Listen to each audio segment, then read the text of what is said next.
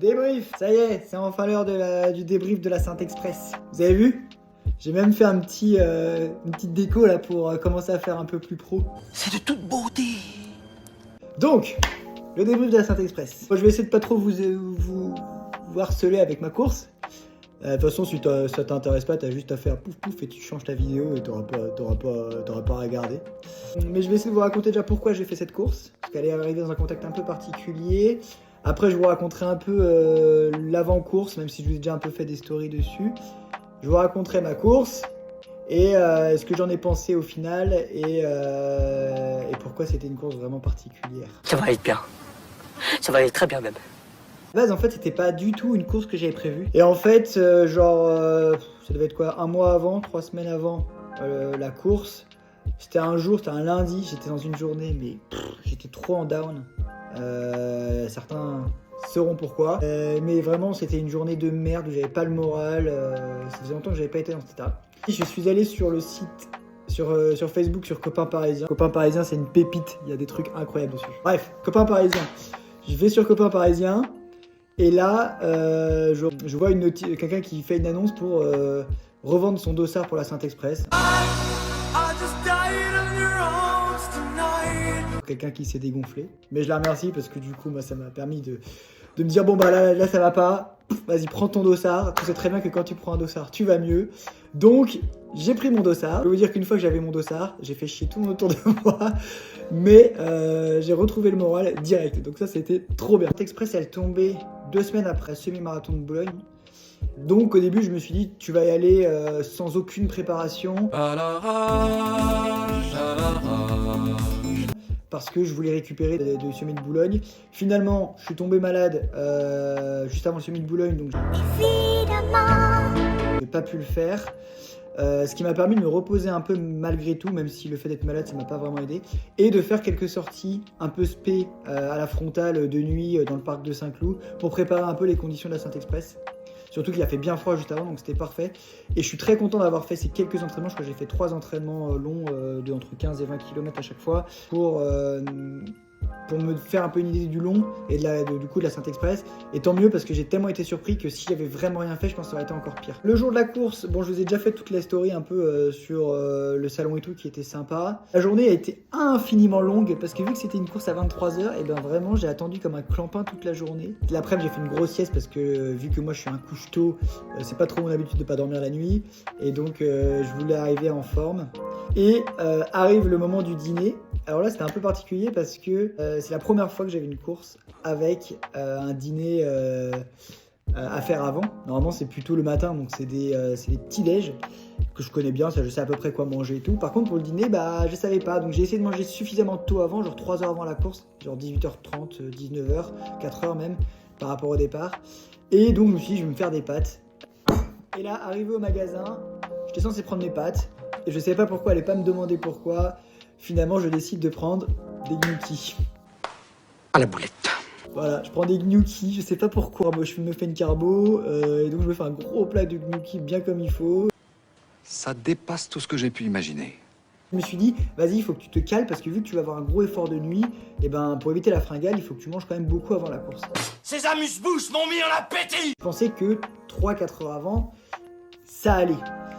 Finalement, je pense qu'avec le stress, et ben j'ai hyper mal digéré le truc.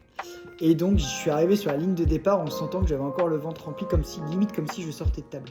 Alors petite parenthèse, anecdote sur le dossard. Vous voyez, pour ceux qui sont un peu qui ont l'œil, c'est un dossard noir. Ce que je savais pas, ce que j'avais pas compris, c'est que le dossard noir c'était pour ceux qui faisaient la Saint-Élion complète. Je sais pas pourquoi ils m'ont filé ça, mais en tout cas moi j'avais le dossard de la Saint-Élion. Et du coup je suis arrivé dans le hall juste avant qu'on nous emmène en bus sur la ligne de départ. Et là je vois que tout le monde a un dossard rouge, sauf moi qui ai un dossard noir. C'est vraiment le genre de choses qui arrivent qu'à moi ça. Bon bref. Et du coup je vais voir un mec de l'organisation. Enfin je cherche, il n'y avait pas vraiment de gens de l'organisation d'ailleurs au moment juste avant les bus. Et je leur demande du coup pourquoi, si c'est un problème que j'ai un dossard noir alors que tout le monde a un dossard rouge.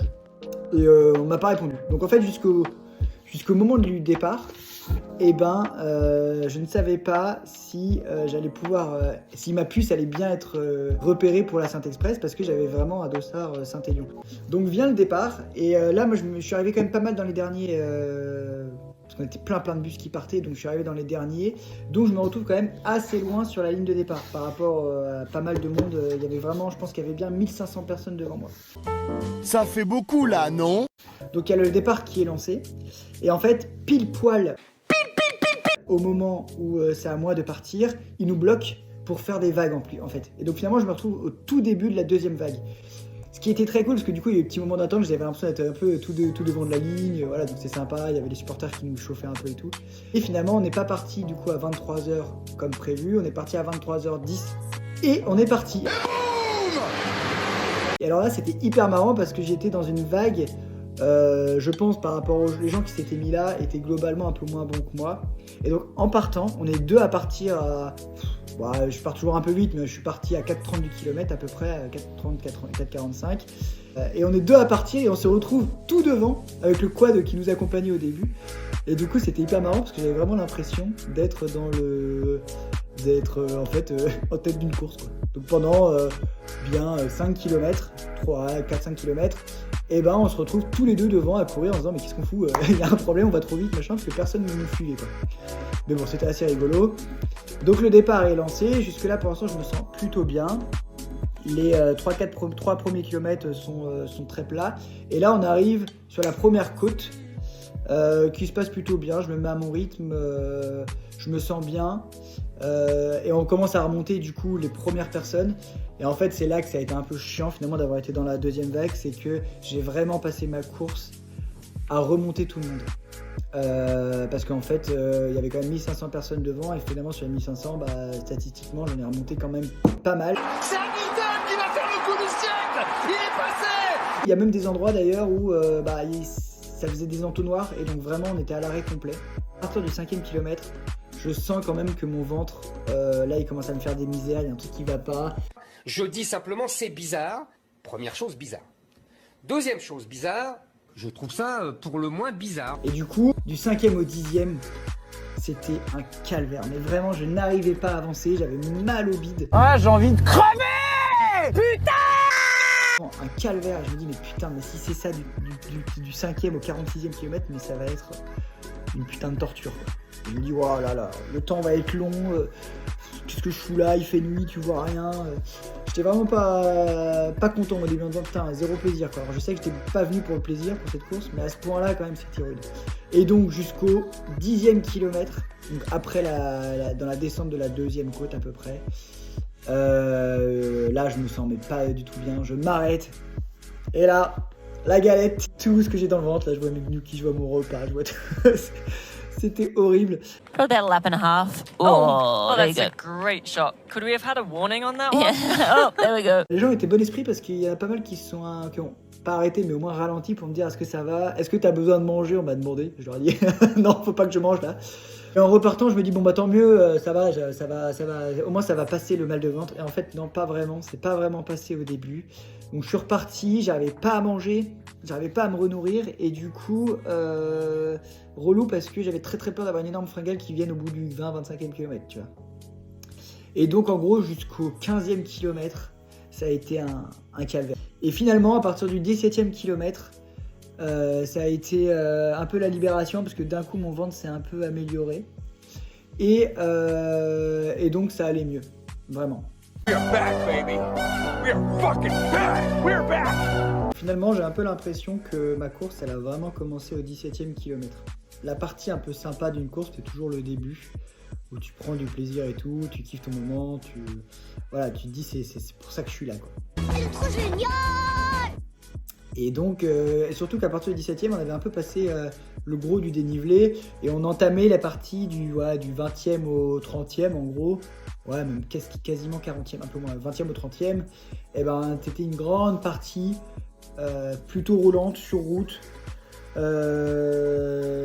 en fait tu cours tout droit dans la nuée, tu vois rien à 2 mètres. Rien, nada. T'as l'impression de courir dans le vide comme ça, c'est extrêmement troublant. J'avoue que j'avais encore jamais connu ça où tu cours.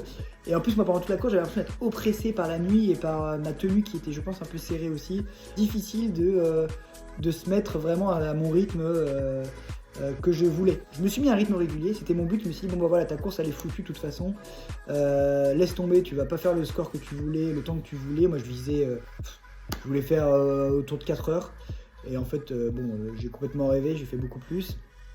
Mais voilà, donc je me suis dit, tant pis, tu fais ta course, et ton objectif c'est de, sur le plat, jamais t'arrêter de courir.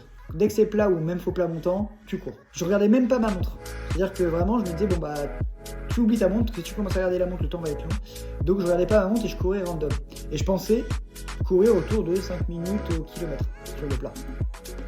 Et en fait, quand j'ai regardé les stats derrière, j'étais plutôt autour de 5,30 au kilomètre. Donc ça, je pense qu'il y a quelque chose que j'ai un peu découvert, c'était le fait que la nuit, t'es perturbé par tes sensations, par l'appréciation de ta vitesse. Et donc, je pensais aller à 5 et j'étais à 5,30 du kilomètre. De 30 à 40, là, c'est comme toutes les courses longues pour moi qui n'ai pas l'habitude de faire ce genre de distance. C'est d'un coup, 1 kilomètre devient une éternité. Alors là, je sais pas pourquoi. J'en ai fait des centaines de footing dans ma vie, mais pourtant, d'un coup, 1 kilomètre devenait une éternité. On est presque arrivé? Non. Et vers la fin, il y a une bosse au 40e kilomètre qui m'a bien scié les jambes. Et là, je me dis, bon, bah c'est bon, la course est finie, tu déroules. On était un groupe d'une bonne dizaine de personnes qui on se tirait pas mal la bourre. Et là, vient le premier panneau qui dit 5 km de l'arrivée, donc ça fait trop du bien. Et là, on continue tout droit. On n'a pas vu le panneau qui nous disait de tourner, donc on a continué tout droit, donc on a couru. Et à un moment, on se dit, non mais là c'est chelou, il n'y a plus rien, on voit plus rien, il n'y a plus personne autour de nous, qu'est-ce qui se passe? Et en fait, on avait littéralement couru 500 mètres, je dirais, sans nous rendre compte qu'on avait pris la mauvaise direction, et on ne savait plus du tout quoi faire, on ne savait pas si on était au bon endroit ou pas. Et heureusement, il y avait un mec qui avait mis la trace sur sa montre, la trace GPX de la course, et donc il a plus gentiment regardé où est-ce qu'on était, et il nous a ramené vers l'endroit où il fallait tourner un peu plus tôt. Et ce qui était chiant, c'est que du coup, évidemment, les 500 mètres, c'était un faux plat montant. Donc on s'est vraiment tapé 500 mètres de faux plat montant qui m'ont bien scié les jambes une deuxième fois. Mais bon, c'était sympa parce que là, du coup, ça montre un peu l'esprit du trail. C'est que quand on s'est rendu compte qu'on s'était planté, on s'est attendu et on a essayé de trouver une solution, quoi. Et arrivent du coup les 3 derniers kilomètres. D'abord, il y avait une cinquantaine d'escaliers à descendre, mais alors là, je vous dis, au niveau des quadrilles, mais c'était horrible, je sentais plus mes jambes. Enfin, franchement, faut pas croire, hein. En trail, le pire, c'est pas les montées, hein. C'est les descentes un peu abruptes comme ça, qui te pètent les ischios et les quadrilles. Et du coup, horrible, quoi. Et donc, cette descente m'a fait un mal de chien. Et après, dans les 500 derniers kilomètres, t'as un escalier, un petit pauvre escalier comme ça qui monte jusqu'à un pont, je crois. Et là, pareil, mais horrible, t'as plus personne qui est capable d'accélérer parce que ça fait très mal. Et comme quoi, en fait, cette course, vraiment, jusqu'au bout du bout, elle m'a fait mal, quoi. On va dire que le vrai plaisir, il est arrivé dans les 500 derniers mètres, quoi. Au moment où tu vois la ligne, enfin là, tu vois le hall et t'arrives sur la ligne d'arrivée.